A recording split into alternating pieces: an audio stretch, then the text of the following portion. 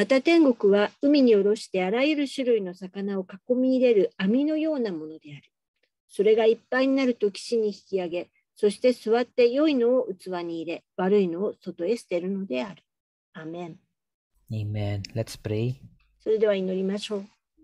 Lord Jesus, we thank you once again for another opportunity to hear from your word tonight. またあなたが、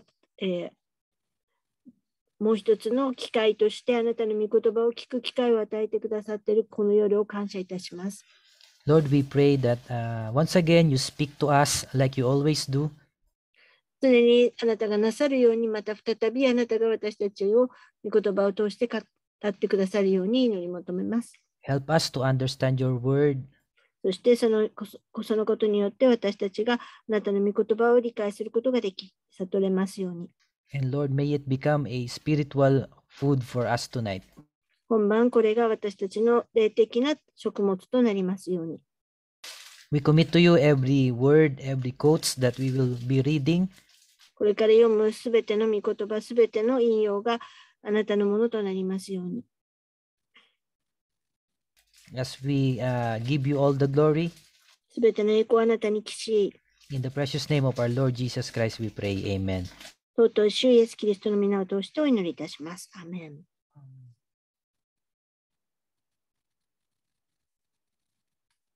Amen. So tonight we will continue on our parable series. We are now in part 7. 今晩引き続き、例え話のシリーズを続けていきます。今日はパート7になります。The seventh parable. 7つ目の例え話。Amen. It's about the parable of the net. 網の、魚の網の、例え話です。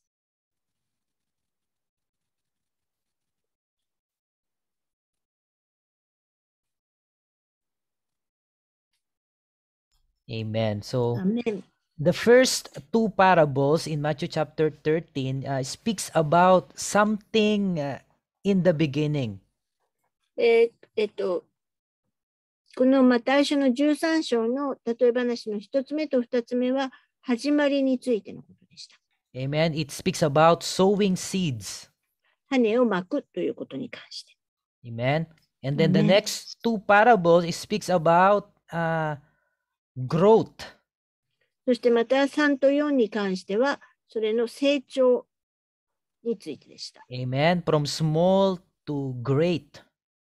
小さいものが大きくなるということに関して。Amen. And we have learned that it can be applied both the good side and the bad side. それは両方に良い面も悪い面もあることに合わせられる適用することができるということについて学びます。Amen. As the real church grows, 実際の本物の教会の成長と、Amen. Also the false church also grows. また偽の教会の成長について。アメン。Hallelujah. Now, the first four parables, Jesus has spoken of them in the public. この4つ目までの例え話は、イエス様は公共にいわゆる、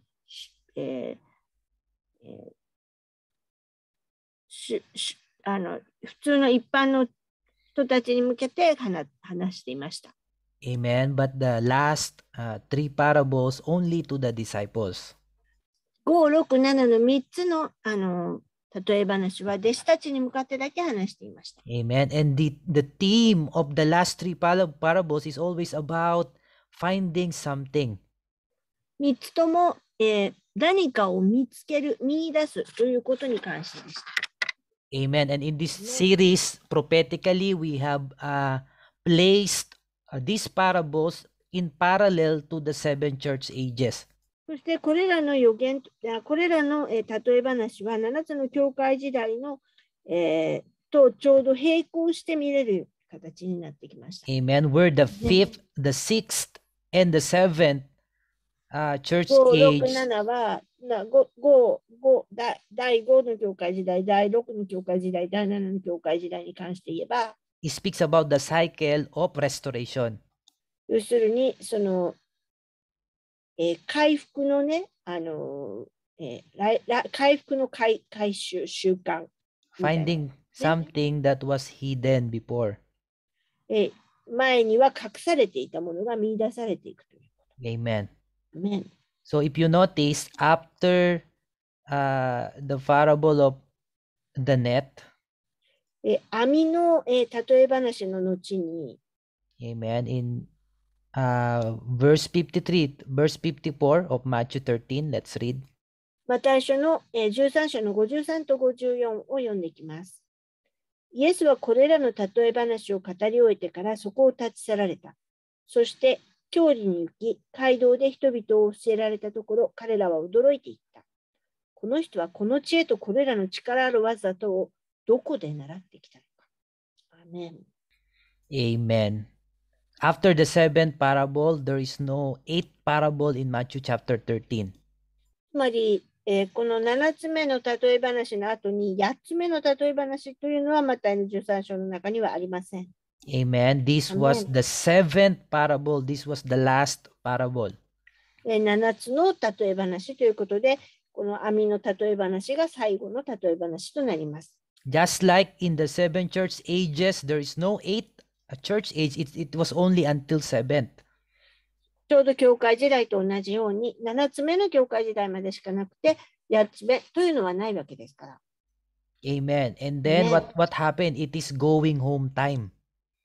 それは本当にそのちょうど時間的にも、時間割もそうなっています。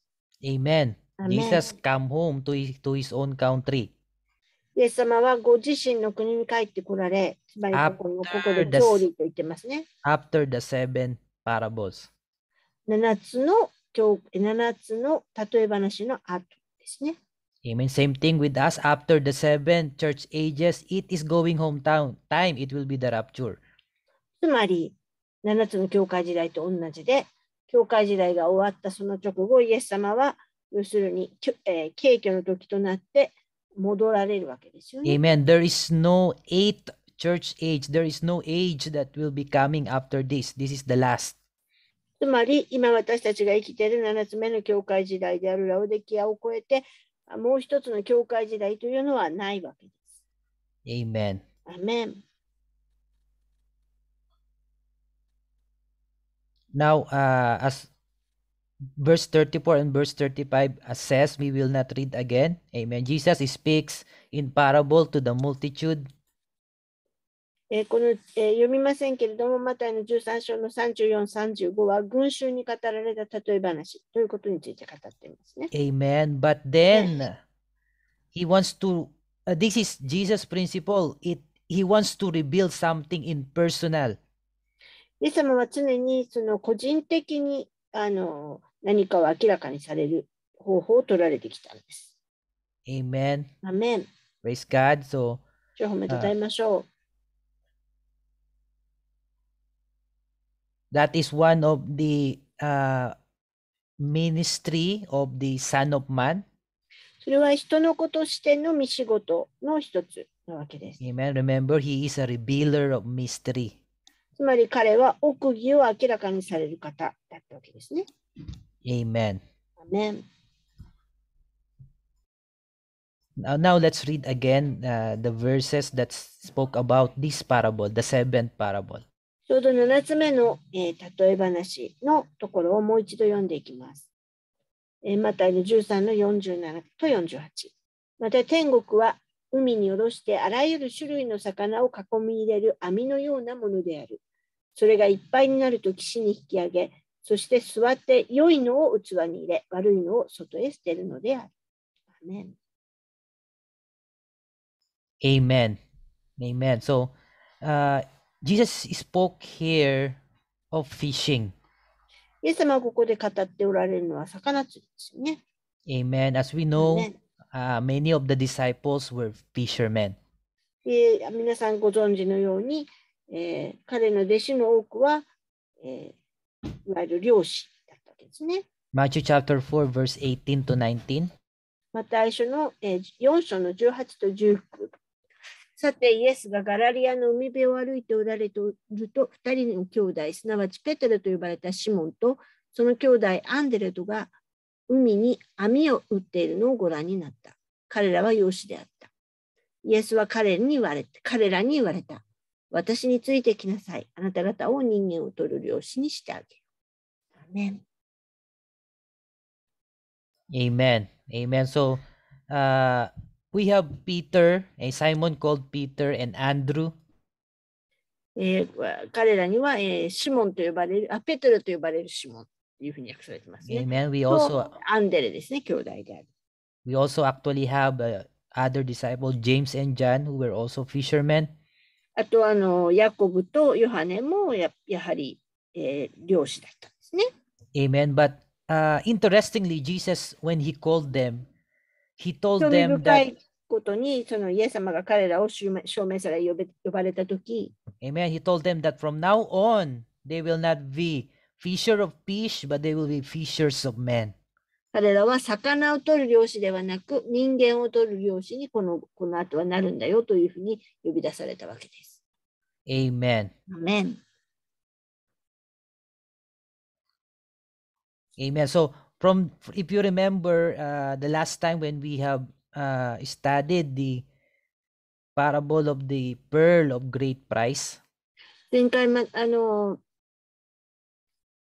大きな高価な真珠の例え話をしましたけれども、そのことを覚えていらっしゃいますか？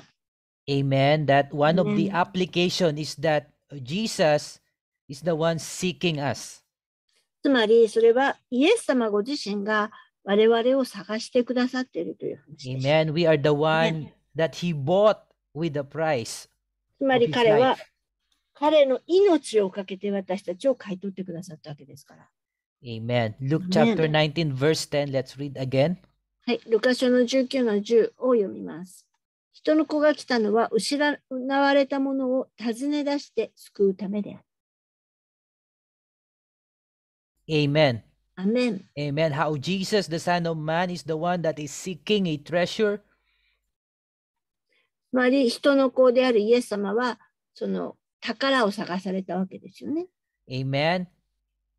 In the sixth parable, finding the pearl. 6つ目の、例え話は、finding what was it? The pearl. 真珠を見つけ出そうという。Amen. And then the seventh, finding a good fish. そして7つ目は良い魚を探して。Amen. Amen. Hallelujah. So, when you are, I'm not a fisherman. 僕は漁師じゃないので、釣り Amen. 人で So, もないので、but if you are a fisherman, sometimes you can catch bad fish. もしあなたは魚釣りをするんだったら、悪い魚を釣ってしまうときもありますよね。Amen. That means the fish that are not eatable. 食べられないような魚だったりとか。Maybe sometimes they can catch water snakes. Snakes in the water. 水の中にいるその蛇みたいなものを取ることもありますね。海蛇ですかね。Amen. Amen. Matthew chapter 9 verse 12 to 13. はい。マタイ書の9章の12と13。イエスはこれを聞いて言われた。丈夫な人には医者はいらない。いるのは病人である。私が好むのは憐れみであって生贄ではないとはどういう意味か学んできなさい。私が来たのは義人を招くためではなく、罪人を招くためである。ここ日本語は罪人を招くためであるって書いてあるんですけど、英語は罪人を悔い改めさせるためである。悔い改めさせて招くためであるって書いてあります。Amen. Amen. You know, people who thinks that they are already righteous, they think they do not need Jesus. だから人々の中で自分自身がもう義人なまともだっていうか罪がないと思っている人たちはイエス様を必要としないというふうに感じているわけです。Amen. So that sometimes the problem here. まあそれはここでもそういう問題がありますよね。Amen. People think they are good people. They do not commit any crime. They do not have any sin. 彼らはね、何も罪とか罪状があるようなものは犯したことがない。何の罪もないと思い込んでいる人たち Amen. がいます。 They do not realize that every one of us were sinners and needed a savior. でも、だからこそ彼らは我々全員が全てのものが罪人であって、救い主が必要であるということに気がつかないわけです。Amen. The Amen. healthy do not need a doctor, but them that are sick. 丈夫な人、健康な人には医者はいらない。病気だったら必要だということですよね。Amen. He says he did not call the righteous, but he called the sinners to repentance. だからこそ、義人を招くためではなく、罪人を招いて、悔い改めに至らせるためである。Amen. He is the one calling. He is the one pulling us. calling and pulling. はい。我々を呼び出されて、そして引いてくださっているわけです。Amen. He is the greatest fisher of men. 彼こそが最も偉大なる人を、人間を取る漁師であられるわけです。Amen. He is the prophet of the prophets. 彼は預言者中の預言者であられ。Amen. Amen. And when he called his disciple to preach and to teach all nations to share the gospel to all the world, 全世界に出て行って福音を述べ伝えなさいと彼の弟子たちに言ったとき、Amen. When you have disciples, for example, you are a martial artist and you have a disciple. 例えばあなたが武術師であるとして、武道をやっていたとして、あなたに弟子がいるとします。Amen. You are discipling them. You are teaching them what you know. That means you are the master of the craft. つまり、あなたはその武術の、達人なので、できることを、知っていることすべてを教え分け合うわけですよね。Amen. Amen. That's why when he called them and he told them to be a fisher of men, だから彼は私が人間を取る漁師にしてあげようというふうに言われたわけです。that means he is the greatest fisher of men. He is the master. They were the disciple. 彼らは弟子で、彼こそが達人で、先生であるということを言っているわけです。Amen. Amen. Luke chapter 5 verse 46. はい、また、ルカ書の5章の4節から6節。話が済むと、シオンに沖へこぎ出し、網を下ろして漁をしてみなさいと言われた。シオンは答えて言われた。先生、私たちは夜通し働きましたが何も取れませんでした。しかし、お言葉ですから網を下ろしてみましょう。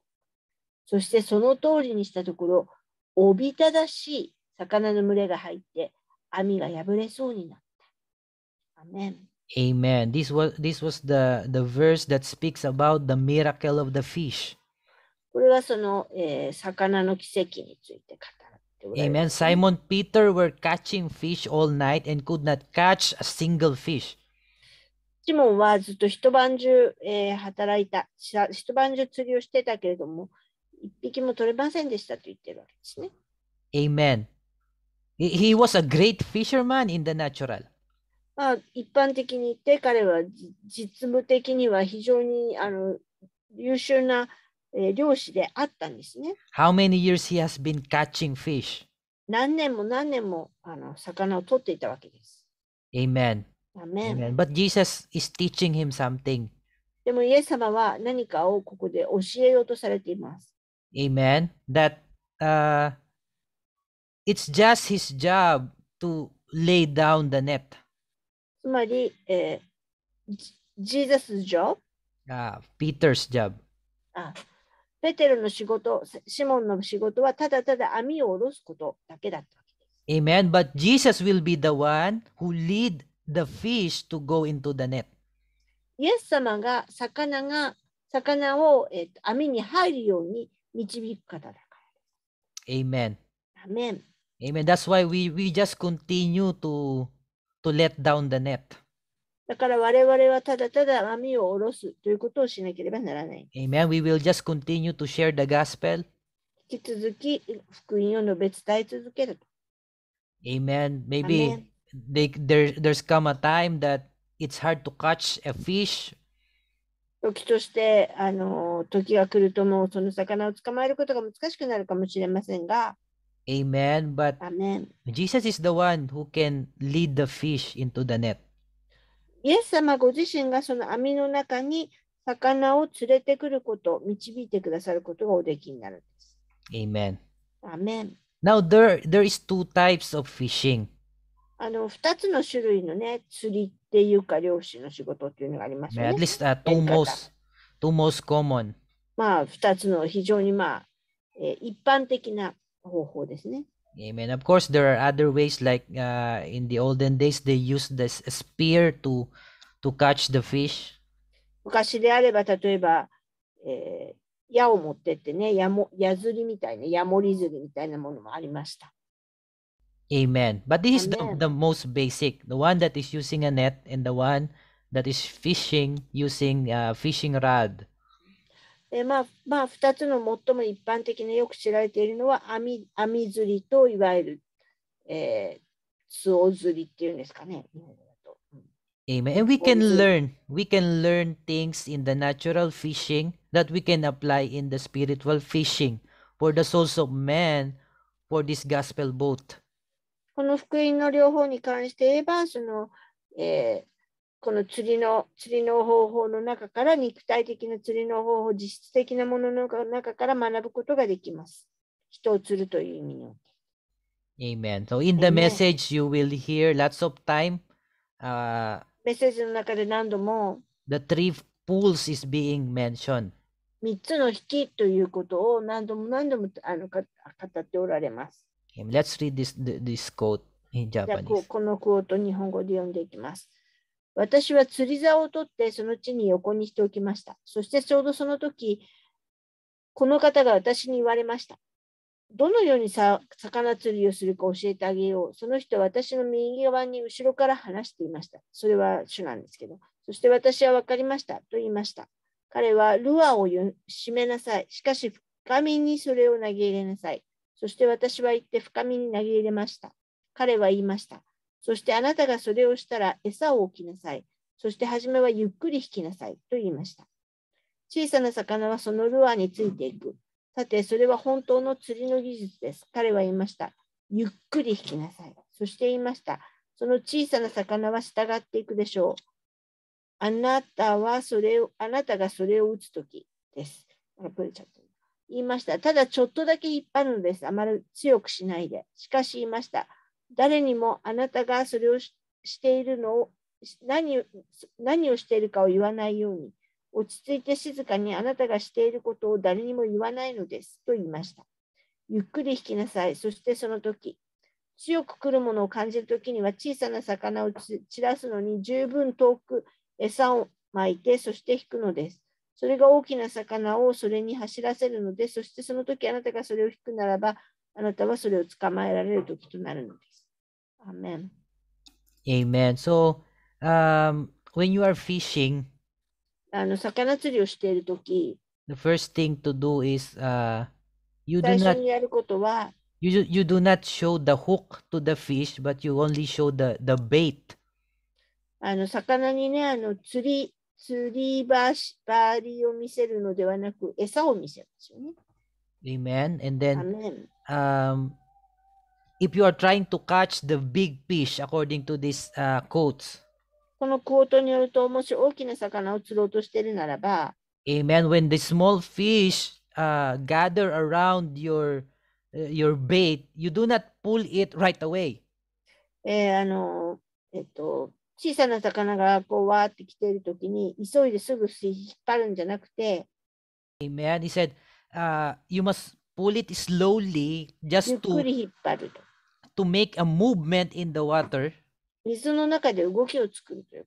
Amen. And then the small fish will notice the bait. それでそうすると小さな魚は餌を見るので、Amen. But the small fish is not your target. でも小さい魚を釣ろうとしているわけじゃないから、Amen. But because of the small fish mentioning or noticing the movement, also the big fish around is noticing the movement of the small fish. つまりその小さな魚に食いついているのを大きな魚もその中で水の動きを感じるのですよね。Amen. And Amen. when the big fish finally got into the hook, then that's the time that you will pull it strongly. それで、その大きな魚が釣り針に引っかかってきたら、その時こそ大きく引く時だということですね。Amen. Amen. So, let's go to Jesus, the greatest fisher of men. イエス様はそれこそこの最も偉大なる魚釣りなんですけども、漁師なんですけど So も。if you will notice and study carefully the ministry of Jesus 2000 years ago, しっかりと2000年前のイエス様がされた見仕事を見てみるならば、he also has these three types of ministry or three we call it the three pools, the first, second, and third pool. 第1、第2、第3の引きとでも呼ぶそういったものがあるんですけれども、Because we are composed of a body, the outer, we have the spirit, and we have a soul. なぜなら私たちも肉体として、3つの部分でできているわけですね。体、そして霊、そして魂ですね。Amen.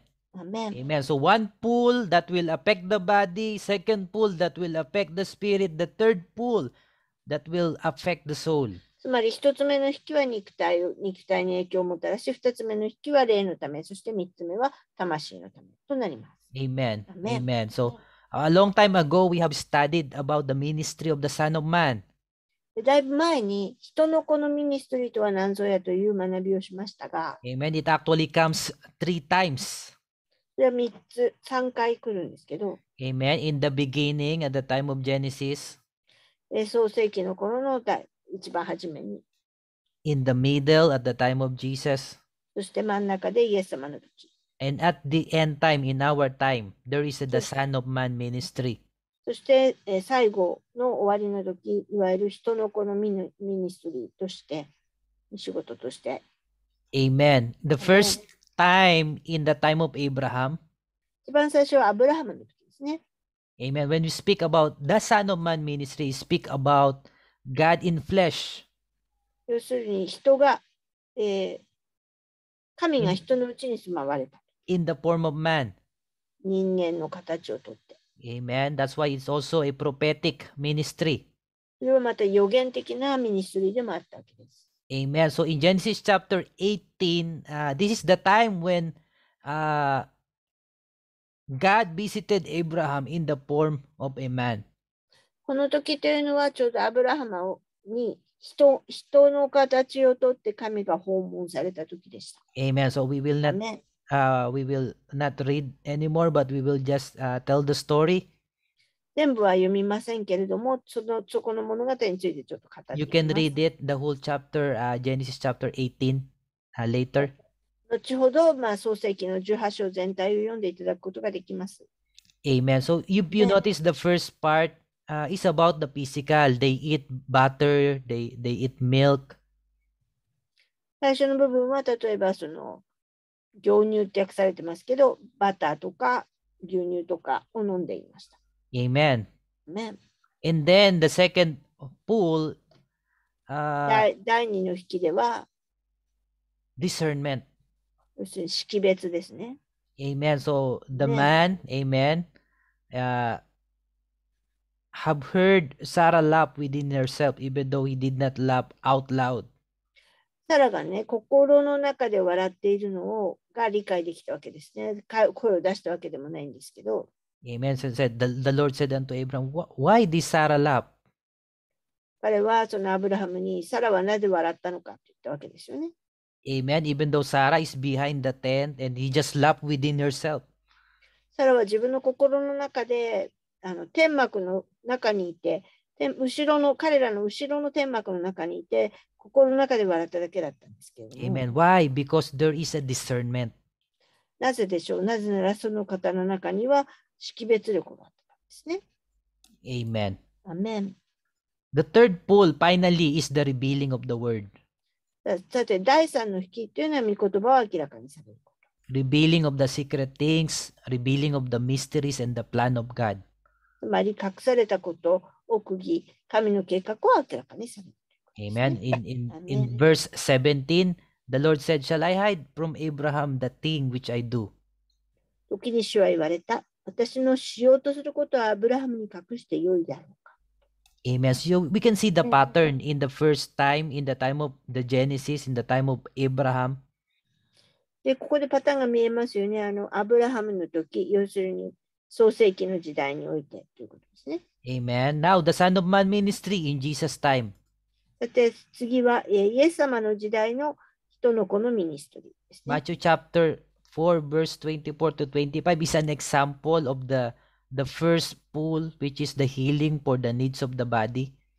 ここでその体の必要における癒しについて、第一の引きの、一つの例ですけれども、 Amen. マ Please タイ read. の4章の24の20 24と25。 Amen. そこで評判はシリア全体に広まり、人々があらゆる病にかかっているもの、すなわちいろいろな病気と苦しみとに悩んでいるもの、悪霊に疲れているもの、転換、中風のものなどをイエスのところに連れてきたので、これらの人々をお癒しになった。こうしてガリラヤ、デカポリス、エルサレム、ユダヤおよびヨルダンの向こうからおびただしい群衆が来てイエスに従った。Amen. Amen. So, he was very popular at that time. この時はものすごく人気があったんですね、イエス様。Amen. In this stage of his ministry, many followed Jesus. この時代、この段階で彼のミニストリーの中では多くの人が従っていました。Amen. Look at John chapter 6, verse 14 to 15. はい、ヨハネによる福音書の6章の14と15を見てみましょう。人々はイエスのなさったこの印を見て、本当にこの人こそ世に来たるべき預言者でと言った。イエスは人々が来て自分を捕らえて王にしようとしていると知って、ただ一人また山に退かれた。Amen. So, there came a time that they want to make Jesus their king. つまりこの時には人々はイエス様を王にしようとしたわけですね。Why? Because of the なぜでしょう？ natural gain. つまり肉体的なことを増長させることがおできになる。Amen. Imagine they don't need money anymore. When they are sick, someone can heal them. もうね、病気で癒されるためにお金がかからないことになったらどうでしょうか。Amen. And when they are hungry, Jesus can feed them. そしてお腹が空いたらイエス様が食物も与えてくださる。Amen. In other words, Amen. they are just following the message in their day つまり because they are gaining something from it. その時代のメッセージに従うことによって彼らは何かこう得るものがあったわけですね。Amen. Amen. Hallelujah. But that time, Jesus didn't want it. It's not his time to be king, literally. その時は実際的にイエス様が王になる時ではなかったわけです。Amen. It's not his time Amen. to be a lion yet. He needs to do the ministry of a lamb first. まず最初に彼は子羊としてのミニストリーをしなければならなかったので、まだ獅子になる時代ではなかったわけですね。Amen. Remember the 2 days of the Lord, the great day and the dreadful day. 恐ろしい時とその素晴らしい時っていうのがイエス様に救い主の時があったわけですよね。Amen. This is not yet the day of vengeance. This is the day of redemption. この時は、裁きの時でもなければ、恐ろしい時ではなく、救いの時、贖いの時だったわけですね。Amen. Then we can also notice the discernment, the gift of the discernment ministry in the time of Jesus. イエス様の時代において、またここでも識別力、霊とつながるという、そういったミニストリーがありました。Amen. John chapter 2, verse 24 to 25. ヨハネによる福音書の2章の24と25。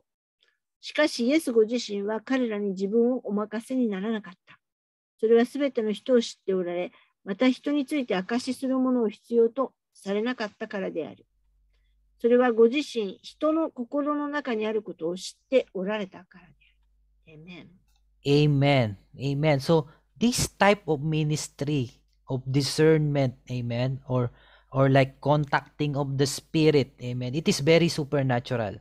この識別力とか霊とつながる人々の心の中のことを見出すということは非常に超自然的なことなわけですね。Amen. This type of discernment, only God can do it.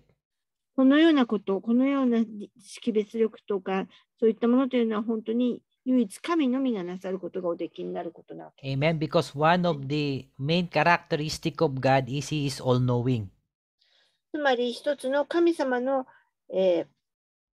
神様の特性、神様の属性の一つとして、要するに全知、すべてのことを知っておられるということがあります。Amen. He knows all things. すべてのことをご存知なんですね。Right now, He knows what you are thinking. 今現在でもあなたが何を考えているかということをご存知です。Amen. And in the time of Jesus, many times He manifested that discernment. このイエス様が肉体をとっておられた時にも、この、いわゆる識別力という力を表しておられました。Amen. He had discerned, or he had known what is in the mind of the Pharisees before they even spoke something. 実際何も喋っていなくても、パリサイ人が何を考えているかということをイエス様は識別されてご存知でした。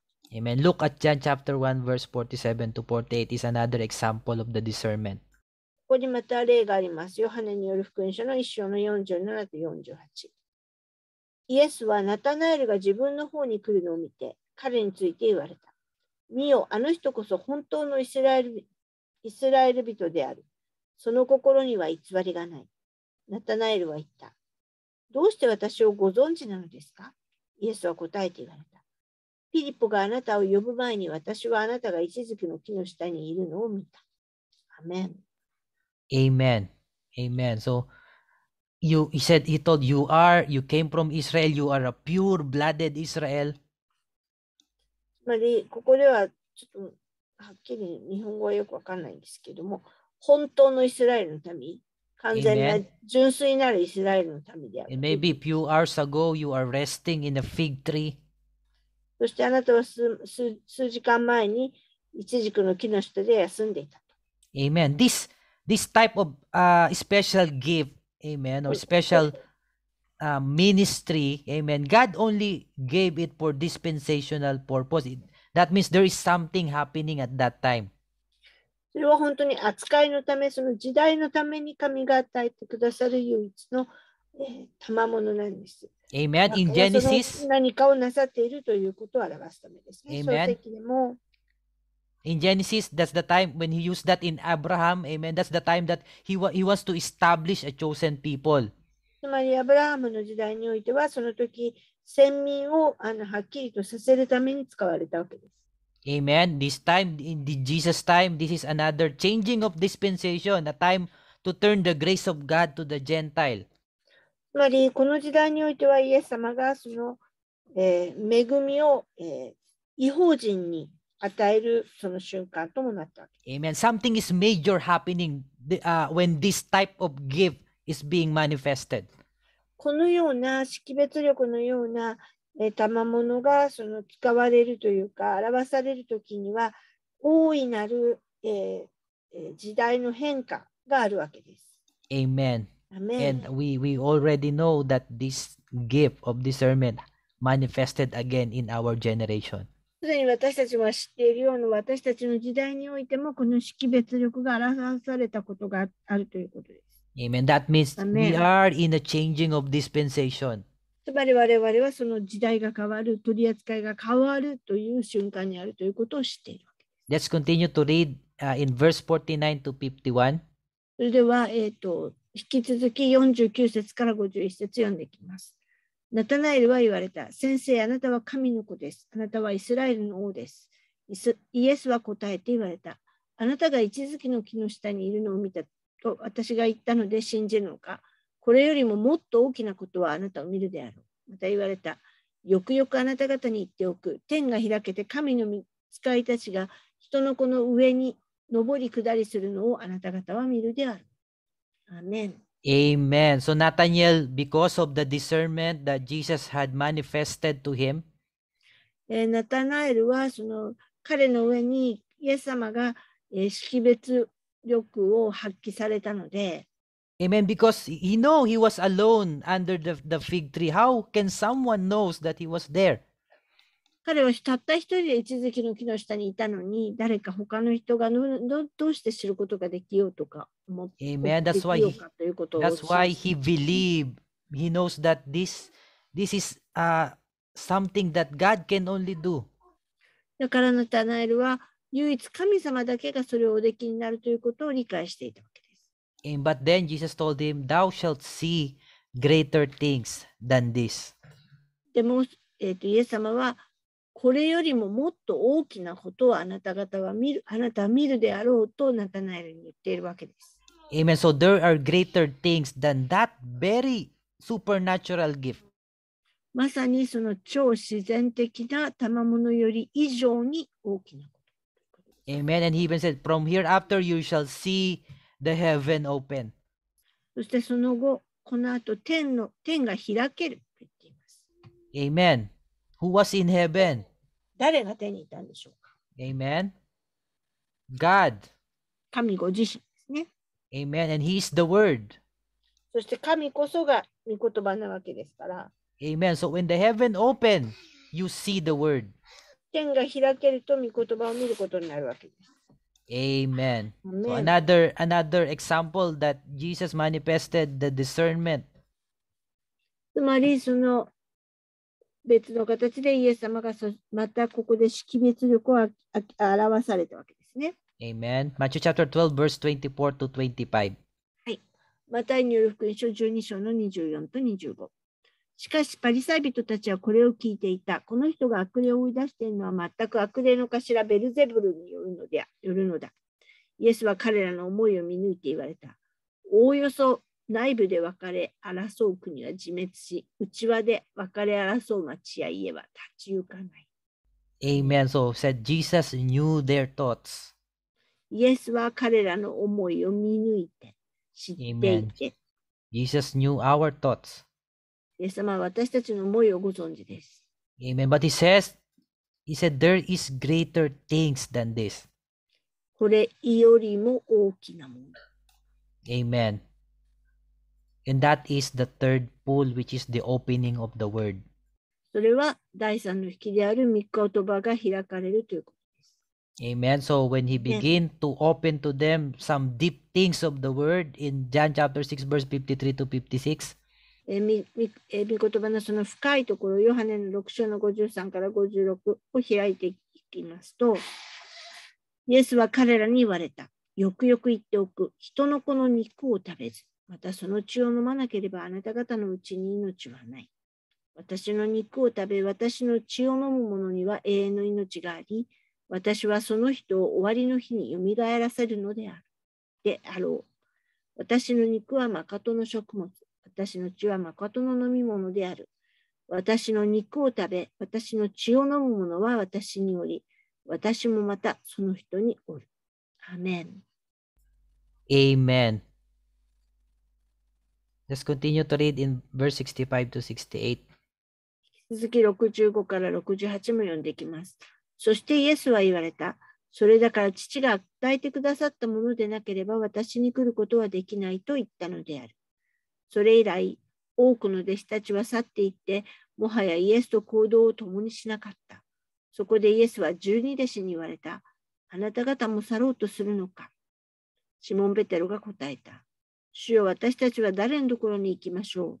永遠の命の言葉を持っているのはあなたです。アメン。Amen. Amen. So, Amen. from that time when Jesus spoke some deep things of the word, イエス様はこの頃、非常に深い言葉を人々に語り始められました。Amen. That's the time when people left him.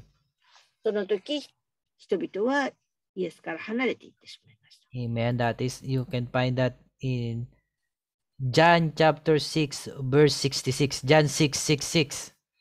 ヨハネの6の66ですね。He says, from that time, many of his disciples went back and walked no more with him.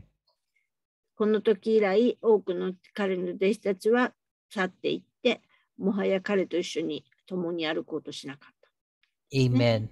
They were with him in the first pool when he heals the sick, when he feed the 5,000. 最初にたくさん病の人を癒したりとか、5000人を、養われたりとか、そういったのを見た弟子たちがいましたけれども、 Maybe when they saw that the gift, the discernment is manifesting, how he knows the thoughts of the Pharisees and everything.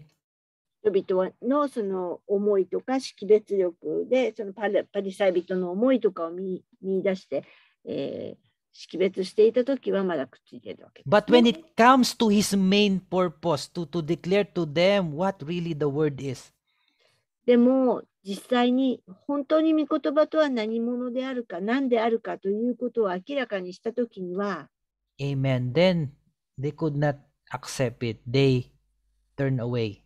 彼らはそれを受け入れることができなくて、拒絶して去っていってしまったわけです。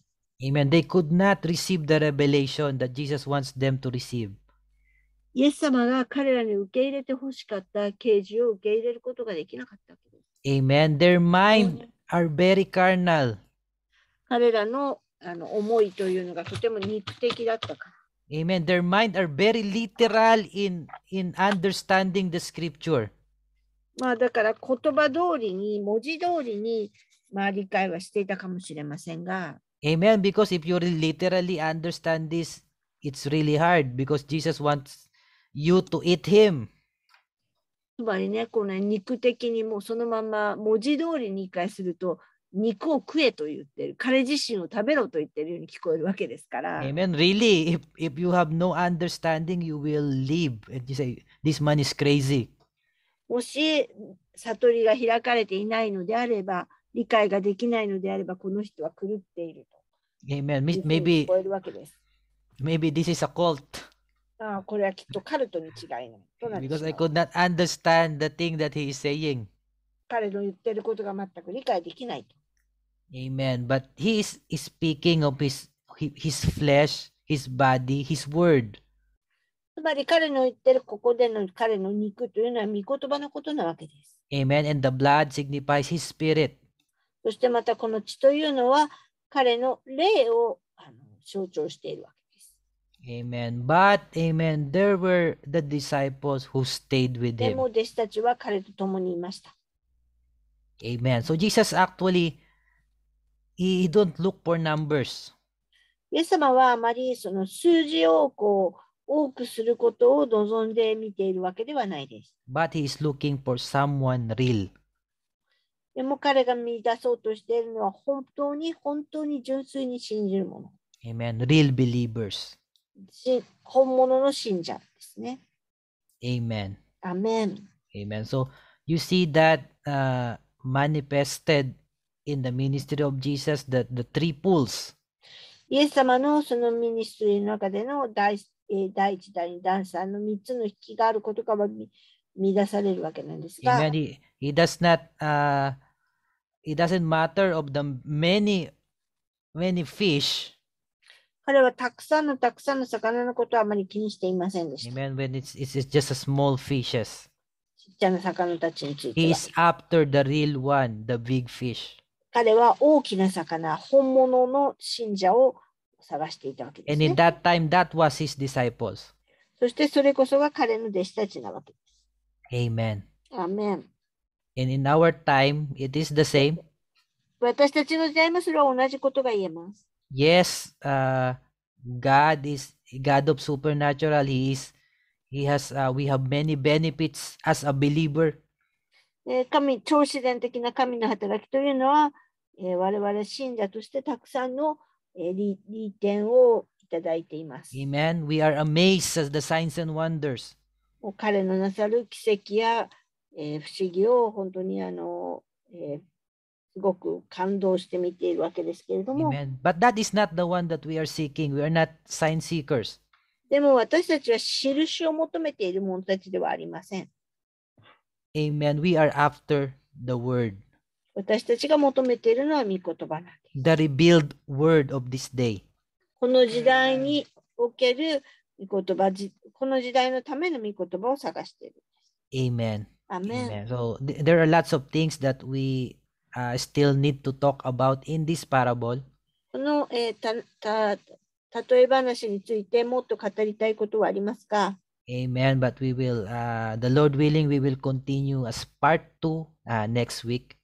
来週、この続き、パート2として話していき、御心ならば話していきたいと思います。Amen. Let us pray. じゃあ祈りましょう。 Lord Jesus, we thank you once again for teaching us your word tonight.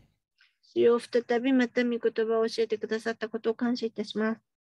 Lord, thank you for showing us the patterns in your word. そしてあなたの御言葉の中にパターンがあることを私たちに教えてくださって見せてくださったことを感謝いたします。 And Lord, you never change. You said you are the same yesterday, today, and forever. あなたは変わられることはありません。御言葉の中で、イエス・キリストは昨日も今日も、そしていつまでも変わることがない方であると書かれています。Lord, so during our generation, it is the same. You use the same technique in your ministry.